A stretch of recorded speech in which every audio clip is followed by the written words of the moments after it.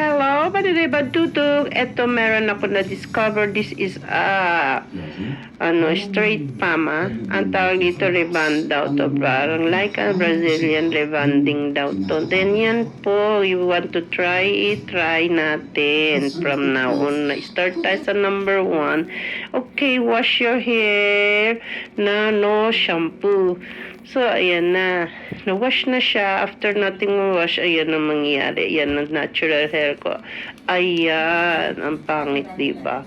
And then, ayan, dry siya. Tsaka kuloching na siya. After na, ito na sa separate. Ilalagay na natin ngayon yan. Number 1. Apply in comb mo and then massage. Comb your hair. Massage. After niya, na-massage siya. Ito naman, meron naman tayo.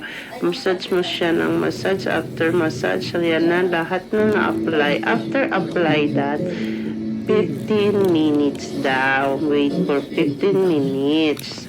Yan. Medyo massage pa rin. Pagkatapos mo na siya ma-massage niyan, and then, ito, wash your hair na naman without shampoo. Then, ayan, comb mo muna siya. And then, after you comb your hair, dyan ka na mag-start ng number 2. Kasi na natin yan. 15 minutes daw ulit. Yan. After that 15 minutes, you comb your hair ng straight. And then, yan. And after 15 minutes, wash again without shampoo. Yan. Wash your hair. No shampoo. Then yan, comb your hair again and then dry your hair ng towel. Tapos natin yung towel yan. Apply the Hoto Iron Manicure. Yeah. Blower. Other step number 4 na. Ayan. Number 4 tayo. Yun. Okay. Ayan. Number 4, yan ang pinaka-treatment niya sa buhok.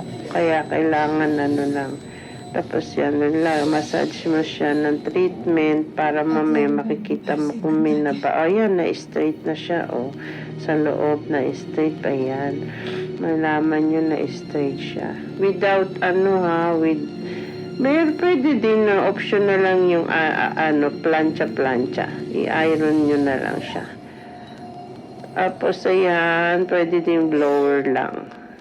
Pag na-dry na siya, ayan na mangyayari. Tuyo na siya. May color kasi yung hair ko sa ilalim, kaya medyo na-dry siya ng konti. If you want to cut naman, pwede.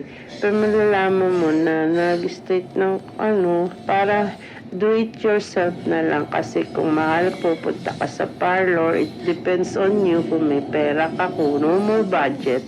Show a 9 Ayan, see the difference. Yan. So, okay. Yan lang, simple lang natin. Try lang naman yan. Kung gusto nyo, try na ninyo sa inyo. Bye.